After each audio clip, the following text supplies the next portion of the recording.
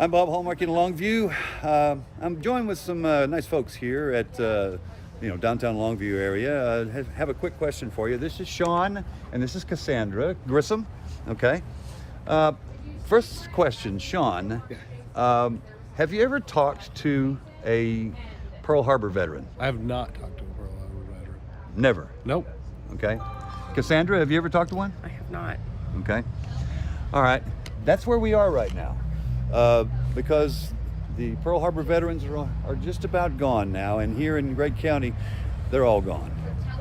Do you think it's important to remember their stories? I definitely do. I mean, there's history repeats itself, and you need to have that information and have knowledge of it, and just share that knowledge and share the understanding of what people have gone through. Okay. Cassandra, they have entrusted us with their last stories that they ever gave to television reporters, and I feel like it's our duty now to pass those stories on. Do you think it's important now that that generation is gone that maybe we go back and review some of these stories? Oh, absolutely. There's always things that can be learned from going back and learning from history, and things that you learn can prevent you from making the same mistakes in the future and making better decisions in the future. Absolutely. It's always worth going back and reading history and learning from our elders and peers. Well said. Thank you. Thank you. All right, I appreciate that. All right, now the reason I bring that up is because, as everybody knows, today is December 7th.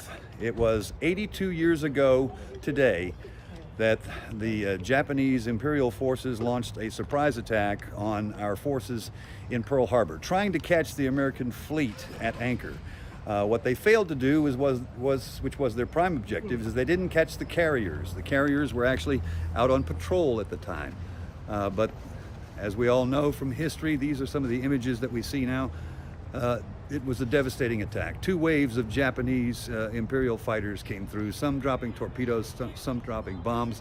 Probably the most famous scene of all, the Arizona exploding when a bomb dropped into its magazine, exploding and taking so many lives with it.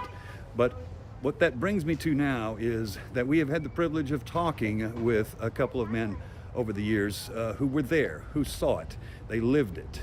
One of them being Bill Terry, who was on the USS Reed at the time. Terry himself even manning a machine gun and shooting down at least 1 Japanese plane.